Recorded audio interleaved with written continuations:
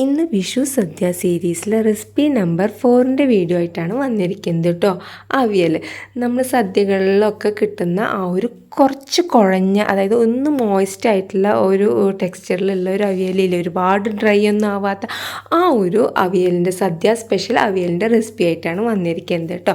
അപ്പോൾ എങ്ങനെയാണ് വളരെ ടേസ്റ്റി ആയിട്ടുള്ള നമ്മുടെ ആ ഒരു നാടൻ രീതിയിലുള്ള അവിയൽ എങ്ങനെ ഉണ്ടാക്കാൻ നോക്കിയിട്ട് വന്നാലോ. ഞാനിപ്പോൾ ചെറിയൊരു ക്വാണ്ടിറ്റിയിലാണ് കാണിക്കുന്നത് കേട്ടോ.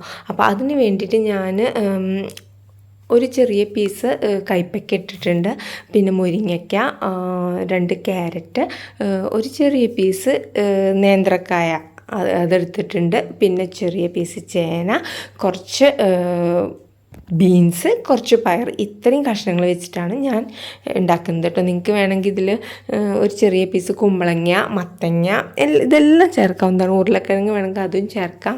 അപ്പോൾ ഇതൊക്കെയാണ് മെയിനായിട്ട് വരുന്ന കഷ്ണങ്ങൾ കേട്ടോ. അപ്പോൾ ഈ കഷ്ണങ്ങളെല്ലാം തന്നെ ഞാൻ കഴുകിയതിന് ശേഷം കനം കുറച്ച് നീളത്തിൽ അരിഞ്ഞെടുത്തിട്ടുണ്ട് കേട്ടോ. കണ്ടില്ലേ, ഈ ഒരു രീതിയിൽ എല്ലാം തന്നെ നീളത്തിൽ അരിഞ്ഞെടുത്തിട്ടുണ്ട്. ഇനി നമ്മളിത് ചട്ടിയിലാണ് കേട്ടോ ഉണ്ടാക്കുന്നത്, നാടൻ രീതിയിൽ. അപ്പോൾ ഈ അരിഞ്ഞെടുത്ത കഷ്ണങ്ങളൊക്കെ ഞാൻ ചട്ടിയിലേക്ക് ഇട്ട് കൊടുത്തിട്ടുണ്ട്. പിന്നെ അതിലേക്ക് നമുക്ക് മഞ്ഞൾപ്പൊടി ചേർത്ത് കൊടുക്കാം. മഞ്ഞൾപ്പൊടി ഒരു 1/2 ടീസ്പൂണോളം മഞ്ഞൾപ്പൊടി ചേർത്ത് കൊടുത്തിട്ട് പിന്നെ ഒരു 1/4 ടീസ്പൂൺ മുളക് പൊടിയും കൂടി ചേർത്ത് കൊടുത്തിട്ടുണ്ട് കേട്ടോ. ഞാൻ പച്ചമുളക് മാത്രം ചേർത്താലും മതി, എങ്കിലും ഒരു ചെറിയൊരു കളർ കിട്ടാൻ വേണ്ടിയിട്ട് ഒരു 1/2 ടീസ്പൂൺ അല്ല, 1/2 ടീസ്പൂണേക്ക് താഴെ 1/4 ടീസ്പൂൺ മുളക് പൊടി ചേർത്ത് കൊടുത്തിട്ടുണ്ട്. പിന്നെ അതിലേക്ക് കഷ്ണം വേവുന്നതിന് ആവശ്യത്തിന് വെള്ളം, അതായത് മുങ്ങി കിടക്കൊന്നും വേണ്ട കേട്ടോ, ജസ്റ്റ് കുറച്ചൊരു വെള്ളം ഒഴിച്ചു കൊടുത്തിട്ടുണ്ട്. ഇനി നമുക്ക് ഇതെല്ലാം കൂടിയിട്ടൊന്ന് മിക്സ് ചെയ്ത് കൊടുക്കാം. അതിനുശേഷം നമുക്കിതൊന്ന് അടച്ച് വെച്ച് വേവിക്കാം കേട്ടോ. ഈ ഒരു സമയത്ത് ഞാൻ ഉപ്പ് ചേർക്കുന്നില്ല, പകുതി വെന്തതിന് ശേഷം മാത്രമേ ഉപ്പ് ചേർക്കുന്നുള്ളൂ കേട്ടോ. പിന്നെ കുക്കറിലൊന്നും ഇട്ടത് ഉണ്ടാക്കാൻ നോക്കണ്ട, ഒരുപാടങ്ങ് കുഴഞ്ഞാകെ ഇല്ലാണ്ടായി പോകും കേട്ടോ. അപ്പോൾ ഇടയ്ക്കൊന്ന് ഇളക്കി കൊടുക്കാം. ഞാനൊരു 5 മിനിറ്റ് കഴിഞ്ഞപ്പോൾ ജസ്റ്റ് ഒന്ന് ഇളക്കി കൊടുക്കുന്നുണ്ട്. അപ്പോൾ കണ്ടില്ലേ, കുറച്ചും കൂടിയും വെള്ളം വറ്റാണ്ട് ഇപ്പോൾ പകുതി വെന്തിട്ടുണ്ട് കേട്ടോ കഷ്ണങ്ങളൊക്കെ. അപ്പോൾ ഈ ഒരു ടൈമിൽ ഞാൻ അതിലേക്ക് ഉപ്പ് ചേർത്ത് കൊടുക്കുന്നുണ്ട്. ആദ്യം തന്നെ ഉപ്പ് ചേർക്കണം, കഷ്ണങ്ങളൊന്ന് പകുതി വെന്തതിന് ശേഷം നമുക്കതിലേക്ക് ഉപ്പ് ചേർത്ത് കൊടുക്കാം. ഉപ്പും കൂടി ചേർത്തിട്ട് നന്നായിട്ടൊന്ന് മിക്സ് ചെയ്തെടുക്കുന്നുണ്ട്. ഇനി വീണ്ടും നമുക്കിതൊന്ന് അടച്ച് വെച്ചിട്ട് ഇത് മുഴുവനായിട്ട് വേവുന്നത് വരെ, അപ്പോഴത്തേന് ഈ ഒരു വെള്ളം വറ്റും കേട്ടോ. അത്രയും ഇനി എക്സ്ട്രാ വെള്ളമൊന്നും ഒഴിച്ചു കൊടുക്കണ്ട. ഇതൊന്ന് അടച്ച് വെച്ചിട്ട് ഒരു 5 മിനിറ്റും കൂടി കഴിയുമ്പോഴത്തേന് ഇത് മുഴുവനായിട്ടൊന്ന് വെന്തിട്ടുണ്ടാവും. ഈ ടൈമിലൊക്കെ നമ്മൾ ലോ ഫ്ലെയിമിൽ ഇട്ടിട്ട് വേണം കേട്ടോ ചെയ്യാൻ. അപ്പോൾ അത് വേവട്ടെ. ആ ഒരു ടൈം കൊണ്ട് ഞാൻ നാളികേരം ഒന്ന് ചതച്ചെടുക്കുന്നുണ്ട്. ഇത് ഒരു അരമുറി നാളികേരമുണ്ട്, പിന്നെ ഒരു 4-5 പച്ചമുളക്, ഒരു തണ്ട് കറിവേപ്പിൻ്റെ ഇല, ഇത്രയും ചേർത്തിട്ട് നമ്മൾ മിക്സിയുടെ ജാറിലിട്ടിട്ട് ജസ്റ്റ് ഒന്ന് ക്രഷ് ചെയ്തെടുക്കാം കേട്ടോ. പിന്നെ അതിലേക്ക് ആവശ്യത്തിന് തൈര്, അതായത് തൈര് പുളിക്കനുസരിച്ച് നമുക്ക് നോക്കി ചേർക്കാവുന്നതാണ്. ഞാനിപ്പോൾ 1/2 ലിറ്റർ തൈര് കട്ടകളൊക്കെ ഒന്ന് ഉടച്ചെടുത്തിട്ടുണ്ട്. അത് മുഴുവനായിട്ട് വേണ്ട കേട്ടോ, നമുക്ക് ആ പുളിക്കനുസരിച്ച് ചേർത്ത് നോക്കാം. എന്നിട്ട് എത്രയാണ് വേണ്ടതെന്ന് നോക്കാം കേട്ടോ.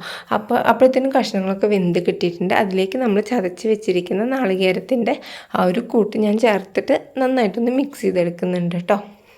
കടലപ്പഴത്തിൽ നമ്മുടെ വെള്ളം മുഴുവനായിട്ട് വറ്റി കിട്ടിയിട്ടുണ്ട്. ഇനി അതിലേക്ക് ഈ നാളികേരം മിക്സ് ചെയ്തെടുത്തതിന് ശേഷം ഒരു 2 മിനിറ്റ് അതങ്ങനെ അടച്ച് വെക്കാം. കാരണം ഈ ഒരു നാളികേരത്തിൻ്റെ ഒരു പച്ചമണമൊക്കെ ഒന്ന് മാറി വരട്ടെ.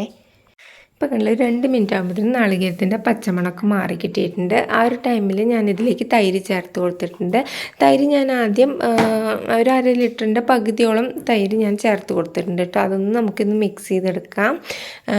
എന്നിട്ട് പുളിയൊക്കെ നോക്കിയതിന് ശേഷം വേണമെന്നുണ്ടെങ്കിൽ കുറച്ചും കൂടി ചേർത്ത് കൊടുക്കാം കേട്ടോ. എനിക്കിത് കറക്റ്റായിരുന്നു, ഇനി ഞാൻ ചേർക്കുന്നില്ല. കറക്റ്റ് പുളി കണ്ടില്ലേ. ഇനി നമുക്കിത് ലോ ഫ്ലെയിമിൽ ഇട്ടിട്ട് തന്നെ ഇങ്ങനെ ഇടയ്ക്കൊന്ന്, ഇനി അടച്ച് വെക്കൊന്നും വേണ്ട കേട്ടോ, ഇടയ്ക്കൊന്ന് ഇളക്കി കൊടുത്താൽ മതി. കണ്ടില്ലേ, ആ തൈരിൽ കടന്നിട്ട് എല്ലാം നന്നായിട്ട് ആവിയൊക്കെ വന്നിട്ടുണ്ട് കേട്ടോ. ഇത്രയും തന്നെ മതിയാവും.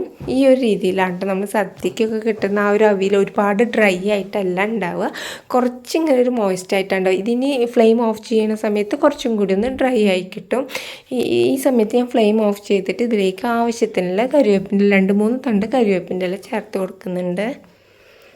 ഇനി ഇതിലേക്ക് നമുക്ക് വേണ്ടത് പച്ച വെളിച്ചെണ്ണയാണ് കേട്ടോ. അതൊരു 1 ടേബിൾ സ്പൂണോളം പച്ച വെളിച്ചെണ്ണയും ചേർത്ത് കൊടുത്തതിന് ശേഷം ഇതെല്ലാം കൂടിയിട്ട് വീണ്ടും ഒന്നും കൂടി നമുക്കിതൊന്ന് മിക്സ് ചെയ്തെടുക്കാം. കണ്ടില്ലേ, നന്നായിട്ട് മിക്സ് ആക്കി എടുക്കാം കേട്ടോ.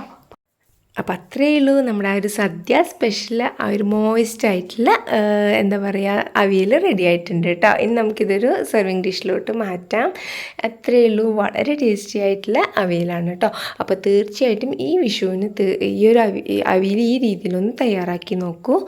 അപ്പോൾ വീണ്ടും വിഷു സീരീസിൽ നെക്സ്റ്റ് റെസിപ്പി ആയിട്ട് നാളെ കാണുന്നത് വരെ bye bye. Thanks for watching.